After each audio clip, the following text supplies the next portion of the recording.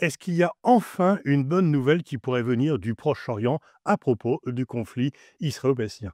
Et est-ce que cette bonne nouvelle pourrait venir de la part de Donald Trump? On est 2 fois étonné lorsque l'on énonce cela, parce que les bonnes nouvelles sont rares ou dire inexistantes depuis assez longtemps concernant ce conflit et que Donald Trump est plutôt supposé mettre de l'huile sur le feu ou assister de façon impuissante au massacre sans intervenir. Mais là, selon Times of Israel, il devrait proposer très prochainement, très rapidement, un plan de paix en 21 points qui change complètement tout ce que l'on pouvait penser auparavant. En effet, il propose un plan de paix menant vers la voie d'une coexistence pacifique entre Israël et la Palestine. Donc, ça serait reconnaître la solution dite des deux États, qui était reconnue officiellement par les États-Unis auparavant, mais que Donald Trump n'avait jamais voulu endosser lui-même. Mais surtout, il parle de la reconstruction de Gaza en permettant aux Gazaouis de rester sur place ou de partir et de pouvoir revenir, alors qu'on se rappelle que son plan initial était d'expulser tout le monde pour reconstruire Gaza et en fait le remettre aux Israéliens. Alors, c'est vraiment quelque chose de très important. Bien sûr, il exige la libération totale et complète des otages, le désarmement total du Hamas, le démantèlement du Hamas et ses dirigeants pourraient quitter la bande de Gaza vivants, à condition de renoncer définitivement à tout usage de la violence. Israël libérerait de son côté un certain nombre de prisonniers palestiniens, dont certains pouvant avoir des lourdes sentences, et puis surtout, il permettrait l'accès à l'aide humanitaire à Gaza. On parle de 600 camions par jour et qui ne serait pas par la Gaza Humanitarian Foundation, liée à Israël aux États-Unis, mais qui serait sous l'égide des Nations Unies ou d'organisations qui ne sont pas liées à Israël. Il prévoit également la reconstruction de Gaza, Gaza qui serait soit sous la coupe d'une autorité internationale, soit de technocrates palestiniens, mais donc pas l'autorité palestinienne et surtout bien sûr pas le Hamas. Ce plan signifierait la fin du Hamas, mais surtout, c'est un plan qui est tout à fait contraire aux visées de Benyamin Netanyahou, qui lui voulait récupérer Gaza, puisque le plan comprend aussi évidemment la fin des combats et le retrait de l'armée israélienne de Gaza. Il y aurait une force internationale de stabilisation qui serait déployée à Gaza, et aussi il y a l'engagement de ne plus frapper le Qatar de la part d'Israël, dont les États-Unis reconnaissent le rôle positif comme médiateur. Rien n'est dit pour l'instant sur la Cisjordanie. On sait que Donald Trump s'était opposé à l'annexion de la Cisjordanie qui aurait conduit à la fin des accords d'Abraham, qui était son grand succès diplomatique de son premier mandat. Mais, comme je le disais dans une précédente vidéo, l'annexion rampante de la Syrie peut continuer.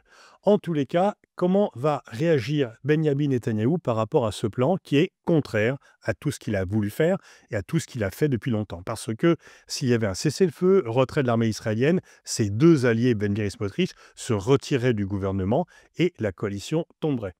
Mais est-ce que Netanyahou peut s'opposer durablement à Donald Trump, lui qui est déjà très isolé sur la scène politique nationale israélienne et surtout sur la scène mondiale? Parce que ce qui change en fait, c'est la première fois depuis le début des années 90, si ce plan est confirmé, bien sûr, qu'un président américain ferait de réelles pressions sur Israël, ce que plus aucun président n'a fait depuis George Bush, qui s'était opposé à la politique de colonisation d'Isaac Shamir, ce qui avait conduit à la perte du pouvoir par ce dernier au profit d'Isaac Rabin, qui lui s'était engagé dans le processus d'Oslo. Alors c'est vrai que ça peut paraître incroyable, pourquoi Donald Trump, qui a tout cédé à Netanyahou, tout d'un coup ferait l'inverse? Plusieurs explications. Peut-être la première, c'est qu'il est finalement agacé par Netanyahou, qui a frappé l'Iran et qui l'a obligé de le suivre dans les frappes contre l'Iran, alors qu'il était en train de négocier un accord nucléaire avec l'Iran, et qui a frappé le Qatar, qui est un allié très précieux pour les États-Unis, ce qui a entraîné non seulement la colère du Qatar, mais également des Émirats arabes unis et de l'Arabie saoudite. Parce que ce plan est plus proche finalement des plans saoudiens ou des plans franco-saoudiens que des plans israéliens. Peut-être que finalement Netanyahou est allé trop loin et que Donald Trump sent que le vent tourne et que l'appui à Israël coûte, l'aide annuelle que les États-Unis accordent à Israël, et coûte aussi en soutien, et que finalement il a peut-être considéré que il était temps de mettre un coup d'arrêt à la politique de Netanyahou qui mettait en danger les intérêts américains. Mais il y a peut-être aussi une explication plus psychologique. On sait que depuis très longtemps, Donald Trump vise le prix Nobel de la paix et qu'il est très jaloux de Barack Obama qui l'a obtenu.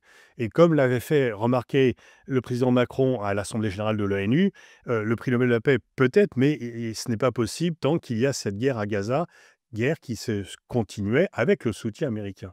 Et peut-être simplement que Donald Trump veut dire, moi je vais réussir là où tout le monde, Clinton, Obama, Bush et tous les autres ont échoué, bien sûr Biden, et surtout, je vais moi réussir à imposer quelque chose à Israël, ce que Obama n'a jamais pu réussir à faire. On se rappelle qu'à peine arrivé au pouvoir, Barack Obama a fait un discours très offensif au Caire, célébrant le droit des Palestiniens, et que dans la foulée, il avait obtenu le prix Nobel de la paix, qui était plus un prix par anticipation que par réalisation. Et donc, peut-être en voulant montrer que lui parvient à imposer quelque chose à Israël, ce que Obama n'était pas parvenu à faire, Trump veut changer l'image et montrer qu'il est supérieur à tous les autres. Il faudra voir si ce plan, dans ses grandes lignes, est confirmé, parce qu'il faut bien admettre qu'il va à l'encontre de tous les fondements que l'on connaissait jusqu'ici de la politique américaine, et on va voir surtout comment Netanyahou va pouvoir réagir par rapport à ce plan. Est-ce qu'il peut se permettre le luxe de le refuser en se coupant des États-Unis et en prenant le risque aux yeux de la société israélienne de se couper des États-Unis si Donald Trump maintient ses intentions? En même temps, ce plan réunit deux conditions essentielles, deux objectifs essentiels de Netanyahou, le démantèlement du Hamas et la libération des otages.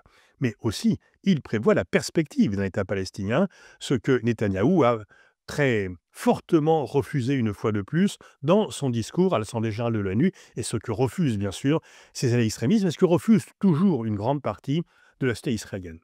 Voilà, peut-être qu'il y a un changement au Proche-Orient. Il faut pas se réjouir trop tôt. Tant de fois, des espoirs ont été déçus.